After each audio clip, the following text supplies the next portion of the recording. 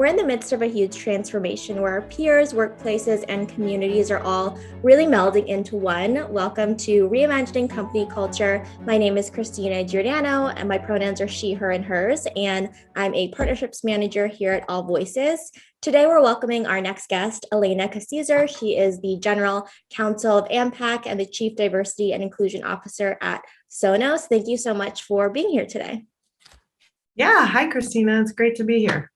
Absolutely. If you could start off by telling us a little bit about yourself and what is anything in the world that has recently brought you joy. I'm Alaina Kwasizur.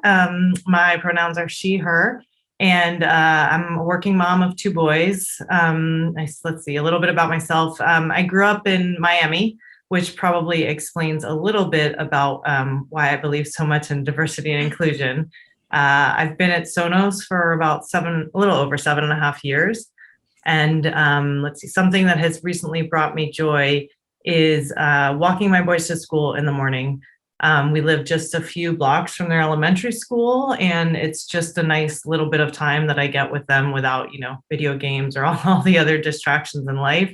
And my younger one, who's 8, will still, sometimes hold my hand, which I recognize at this point, because my older one is 10, that those moments are pretty fleeting. So it's just like a nice little break in my morning, and it sort of sets my morning on the right track when I'm able to take that time and do that with them. So that's great. It sounds like you're in a prime location to be able to walk to school, and they let you hold their hand, which is really nice. And you mentioned this a little bit in terms of just like growing up in Miami, but what really inspired you to be Sonos's GC of AMPAC and Chief Diversity and Inclusion Officer? Yeah. So I won't say that it was that planned out. I'm not, I'm not one of those people who's planned every step of my life. But when I was hired at Sonos, I was our first female attorney about 7.5 years ago. And we were a pretty small company back then. When I started, I had the two little ones. They were obviously much younger back then. And I kind of realized pretty quickly that we didn't have a mother's room. So, I kind of raised my hand about that and spoke up about it and sort of advocated for fixing that pretty quickly. And so, as part of that process, I also sort of dug in a little bit around what it was like with the women at Sonos, and particularly the moms, like what that experience had been like, and sort of learned a bit about our existing at the time parental leave and how we were dealing with new parents. And we really didn't have a formal policy, parental leave policy, which again, we were a much smaller company. I think that's pretty common for some companies, especially sort of tech startups. So I sort of, worked to remedy that, because I thought it was really important that if we were going to have an inclusive culture, that we had some of these things that were, meaningful to certain populations that may have not been as obvious to the majority at the time. And so I sort of fought for that. And so, kind of like by doing these things across the company, I just sort of became a name and a person that people realized they could sort of go to for, I don't know, any cultural issues really, or anytime people saw some type of inequity or wanted things to be a little bit more inclusive or different, they'd come to me, and I sort of just figured out ways to help, not always would things change, but at least have a discussion about it, or kind of adjust how we were doing things and really just rethink sometimes how we were doing things. So I sort of had that reputation within Sonos. And then on the legal side, I actually started in the domain of IP, intellectual property, because I'm actually a patent attorney by trade. And so I started there, but, again, we were sort of a smaller team, lean and mean. And I just started, noticing things that needed improving, and I would just start tackling a thing over here and then a thing over here. And, before I realized that I had kind of done most of the jobs on the legal side, everything from negotiating our sort of biggest partner contracts, like Apple, Spotify, the music partners, to HR things, to supplier sourcing, to like leading the team. I even led the team for a bit. And so, after we took our company public in 2018, and I was highly involved in that process. And so, After that, our CEO sort of asked me to lean in and take a more formal role leading our DEI efforts. Because like I said, I was sort of already this champion doing it, sort of on the side. And so he asked me to take a more formal role to help us really like set a strategy and really take a holistic approach to diversity, equity, inclusion.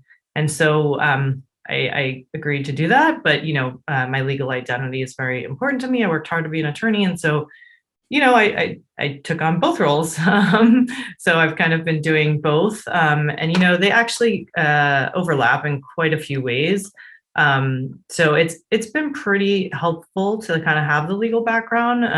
Both of them sort of tie into like the ideas around equity and fairness, which has always been really a big driver of mine just throughout my career and my life, which I think sort of gets a little into your question of the why.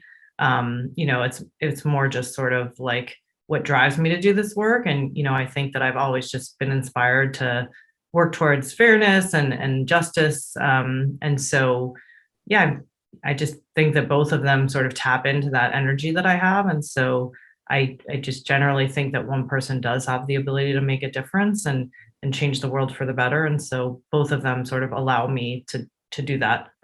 So. Yeah, absolutely. And it sounds like you're making a big impact at Sonos. And for someone to kind of lead the charge for the mother's room and just advocate for parents at an organization, I think is really important. And taking on kind of a larger scale strategy of creating an equitable workplace, especially for the future of work, we know is so important. I know for the folks listening, some people might not be really familiar with more the legal side of like what a general counsel does too. Can you tell us a little bit more about the responsibilities there? I know you mentioned that you had a big hand in when the company went public as well. Could you tell us a little bit about some of your work there? Yeah, within our legal team, I've worked on a whole bunch of different things, which actually I think keeps my job pretty fun. Like I said, I worked on our IPO, to data privacy policies. Currently I'd say I focus mostly on things related to our products and intellectual property. For those who don't know, at Sonos, we make wireless speakers. So there's, a hardware component, a software component. So sort of all the things that go along with that, which is a lot. So I work on like some of our IP deals, agreements with partners, things around operational issues related to the hardware.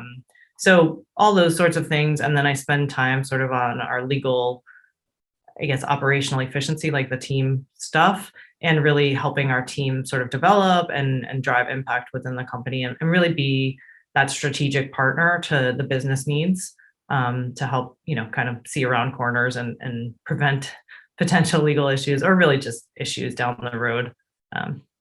Yeah, and both roles, and it sounds like the projects that you work on too, and everyone at the company really contributes to company culture overall at Sonos. But more generally, how do you kind of define company culture? What does it really entail? Yeah, that's a big one. I know, there's sort of that old adage about culture being like in who you promote and who you fire. But to me, culture is really a bit more than that. More than sort of the people who you promote and fire. I think it's kind of about the ideas and values that you sort of promote and celebrate and live by. That shows up in the behaviors that the company lives by. For Sonos, we have sort of listed behaviors of respect, collaboration, ownership, and transparency that we really encourage our employees to live by and reflect those behaviors like in their daily interactions throughout the org. But, I think it's really in the ways that sort of we care about each other, like on a personal level, and also care about the work. To me, it shows up in like all different aspects. One example I think is we have a hack week. And to me, hack week is just like a great moment where it highlights sort of our culture of innovation, things like our ERGs, our employee resource groups, and how they show up to support each other and, how they get involved and care about the work that the company is doing. I think it's even in some of like the little jokes that you see within companies or little pranks, or I don't know what you call them, but, like we had a guy who sort of every Friday would wear a certain thing. And, I think it was his birthday or something, but half the office showed up wearing it. And there's this great photo of like the whole office, dressed like this person, like it's like things like that where like enough about your coworkers and sort of their their sense of humor and just like what they care about. It's not like a family, but kind of a little bit along those lines of just knowing and caring about the people that you work with, and also with the work, right? The amount of care that you put into the work and your work product, and you win together, you lose together, and celebrating those moments, and just all of those things I think really tie into the culture. I think it's a little bit hard to describe, but I think at least at Sonos, and I hear this from new hires, like it's the most noticeable thing when you join the company, like our culture, even though it's a little tricky to put your finger on exactly what it is. So Yeah, absolutely. I think it's one of those intangible things, but also the examples you provided of just knowing a little bit more about the lives of your coworkers and teammates outside of just this screen on Zoom or just when you see each other in work is really important, and it fosters a really healthy culture as well, where you do better work as well. So it just impacts the bottom line and the mission and the work of the company too. You kind of touched on this already, but who is really, responsible for that company culture? I know in these conversations, some folks think it's a lot of leadership. Other folks, like, the onboarding process of just like new hires as well, contribute to it. What are your thoughts there? yeah, in my opinion, it's everybody. I actually don't think it just comes from leadership. Possibly because like leadership can't be everywhere. And like I was saying, I do think it's like the human to human interactions that happen just on like the everyday level. I think that is really up to each of the employees, right? Like culture as this culture does. Like I do think that like how we behave on the individual level all comes together into what forms really like the culture at the end of the day. So I think it's everybody. I mean, certainly leadership has a huge role to play. And I think if you have someone at the top who's not sort of like living the values and all those things, like that's a huge problem. But I do think it is sort of on everybody to contribute to the culture and and help shape it really. And if you don't like it, to speak up and take some ownership. Like I said, ownership is one of our behaviors. So maybe that's specific to Sonos, but I do believe in that. So Yeah, I think speaking up, but also human interactions deal directly with engagement and how excited you are to be at work and, what you're doing as well, and contribute actively and have ownership of the projects that you're working on, especially right now as we are kind of navigating the world of remote work and hybrid approach and return to office. What are your thoughts around like what it actually looks like to see holistic like employee listening strategy to really get that feedback and encourage folks to speak up wherever they are in the world? yeah, I think for Sonos, for all of us at Sonos, and it really starts with listening. One of our company, I don't know, mottos, logos, I don't know what you call these things, is listen better, which I think obviously is relevant because we make speakers and we want people to hear the music and all of that. But I think it's a deeper thing of just like actually listening better and like taking the time to hear people and meeting them where they're at and really understanding like, how people are doing and all those things. And so we sort of start with that internally as well. So, based on what we hear, we, have a pretty comprehensive communications program that where we sort of share out relevant info on a weekly cadence of what's going on, especially during COVID where there's not the in the office, like where you hear what's going on. Yeah. It's become even more important. And then we have deep dives on various topics, right? Like DEI has of course been one of them. But then more than just sort of the share out, like from the company, we also really have a strong two-way dialogue at our company, I'd say. There's really rarely, if ever, a share out without sort of a good opportunity for employees to engage in the discussion and ask any questions and really, share some of their thoughts. I think from the top level down, it really goes deeper into the org and where we have sort of discussions more at, the various orgs levels. And then, things like our ERGs and all of that, we've really, tried to hear some of the feedback that they provide and that all the different employees provide. And, I think that by listening that way and taking some of the input, seriously, like that encourages sort of this level of trust where employees stay engaged and want to speak up and want to make the culture better and they care about all the things. And so, I do think that over the past year, of course, at the beginning of COVID, it was a big concern of not having the in-person, like everyone relies on the in-person a lot. But it's been actually pretty inspiring to see how our teams have evolved in this, more virtual world. Um, I think our employee resource groups have really led the way in a lot of that, and just continuing to build community, getting creative, right, on how they're doing it. And it's been really actually inspiring to see, to be honest. And, I think for some, in some ways, it's actually a little bit more inclusive in this virtual world because maybe they were remote before and now it's more of an even playing field with everybody being on Zoom. And so, I think that that's been really great. And then, I think on an individual level, as far as the engagement, again, it goes back to sort of our managers and our people leaders, like caring about their employees and just knowing what's going on more than just the deadlines and all the work things. And, we do an annual engagement survey. We call it sound check. And even in that, we get pretty high marks for sort of the manager cares question, which is like my manager cares about me as a person. And so that's something I think we're pretty proud of, that people do feel included and cared for at our company. And just, I think that goes a long way towards engagement, for sure. Yeah, absolutely. I think the manifestation of employee listening and taking action, people can tell when you are just hearing them and listening as well, is just really building that employee trust and continuing to retain employees and make the workplace better for everyone too. And that's something we've also heard in these conversation, is that just this remote work is opening up opportunities to level the playing field for some jobs and also open up accessibility opportunities. So I think within some challenges do come kind of opportunities and ways to innovate further. I know you've mentioned employee resource groups a couple of times, and I definitely want to ask you about, Sonos diversity, equity, and inclusion strategy overall, and hear about the different ERGs that are available for communities and employees to be a part of too. Yeah, our diversity, equity, inclusion strategy, I would say that belonging is really sort of the North Star that I drive towards to, that's really what all this work is in furtherance of. I really, really strive to have all of our employees feel a sense of belonging.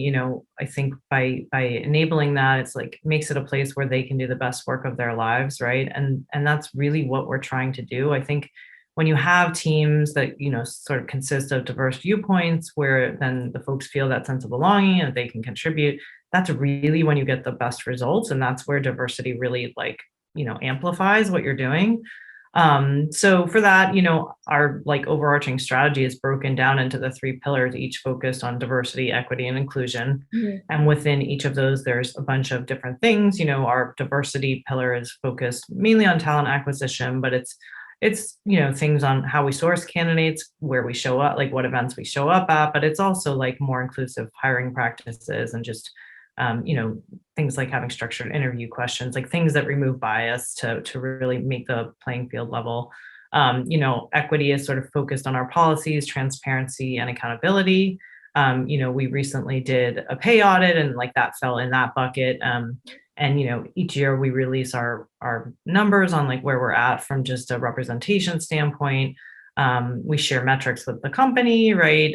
We try to make sure all of our policies are equitable, and when we find that there's a gap or something, we work to fix it. An example of that is when we did first have the parental policy, we weren't clear about foster adoption, so we evolved the policy to make sure we're including everyone. And then, the inclusion piece is just focused on community awareness and development. And, that's really where our ERGs fall, but it's also things like learning and development and, programs to help career path with folks from underrepresented groups and, external speaker series to raise awareness around things going on. I mean, all sorts of things like that, that, I think help foster sort of the sense of inclusion around the company. So, across those three pillars, there's a ton of different initiatives that are in all sorts of stages of flight. But yeah, I think that the goal is really to have all of it really woven throughout like the work that we're already doing. I try not to have DEI be like this separate thing. Like I really try to just weave it into the things that we're already doing. So that it feels very holistic and sort of it is just who the company is. It's not like an initiative. It's just like Mm-hmm. part of the Sonos culture. Right. We have to get into the processes, and when, other decision makers are making kind of calls and stuff like that, we think about just the intersectional lens of DEI too. So I think that's also important. And a lot of the kind of initiatives that you mentioned in terms of these three pillars, that sense of belonging, we know that in the long term is really beneficial for employees, the business. There are so many stats out there as well. But for kind of internal progress, how do you measure like the ROI or just, tracking towards these goals? Some of them are easier than others, but what are your thoughts around that? Yeah, within each of the pillars, there's, various things that we try to measure. I think we look at different things, right? Like some are more quantitative and some are more qualitative, but we have the employee engagement survey, like I mentioned, and so there's different metrics within there, all focused on aspects of diversity, equity, inclusion. We of course look at our representation, like I mentioned, we publish that annually, and our hiring numbers, right? And those are things that are a little bit more quantitative, but we do also look to qualitative things, which for me, again, sort of has a lot to do with how DEI is really woven throughout the org. Some examples of that is, in our marketing materials recently, we had I wasn't even involved, which is great. Yeah. We had a post, one of our Instagram posts, and it really talked about how mental health awareness and music, can be this almost like therapy. And it was just like a really great post to see. And, I know that our mental health at Sonos ERG helped influence it. And so that was like awesome to see. We're currently trying to diversify our beta pool, and that's something that the beta team is just sort of taken on initiative on. And, we're diversifying like our vendors, right? And like that's something the indirect procurement team had sort of taken on. And so there's those things that like aren't quite as maybe numbers, metrics driven, that I think also really show progress. So. Yeah, and I think those things are really important too, because people are, again, taking on those initiatives and looking at it with that DEI lens too, of how can they be more inclusive. And I think that's another trend that we're seeing too, in terms of the businesses and vendors that folks are working with as well, making sure that it's a 360 holistic strategy.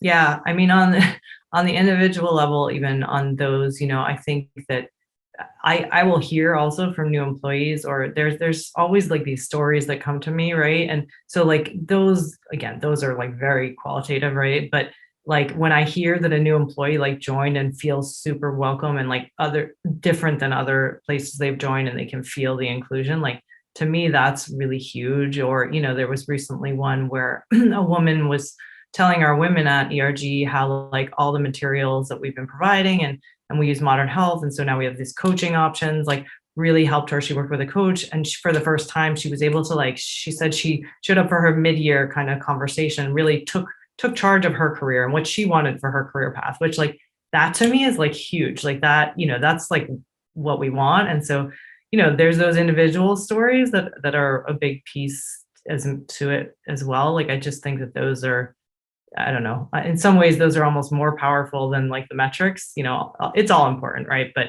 I do love those stories that are kind of on the individual level too. So Yeah, I think it's a big part of the story and a big piece to the puzzle as well. And individual experiences is definitely has a direct correlation to belonging. And if you feel like you belong in an organization, you will manifest like that out to everyone else and new hires. So I think that's a big part of it too, and a super rewarding, I bet, part of your job as well, to hear those stories. We've talked about this a little bit too, but are there any other ways that you see like this really culture of trust and listening at Sonos really manifesting throughout your organization in different departments, across teams, and with employees? yeah, no, I mean, like I said, I think listening is pretty central to our mission and our culture.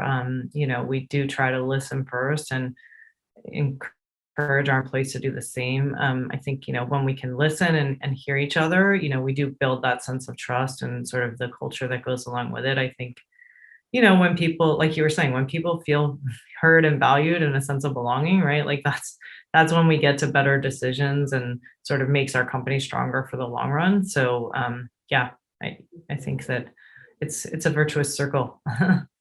Can you tell us a little bit more about how you've seen kind of the culture, especially listening and like with new folks joining the team since you have been on, I think almost, you mentioned like almost 8 years, how you really kind of scale that growth and everyone's bringing in their own experiences with them. How have you seen just like the culture maybe shift over time and just make sure that everyone is on the same page as you continue to hire more folks?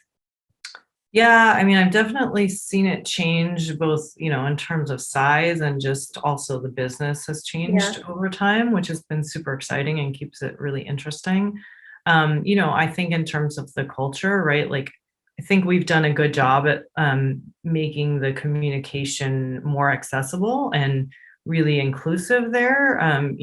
Maybe when it was earlier, it was a little bit more sort of tied to who you know, and just the way information flowed was a little Yeah. bit different.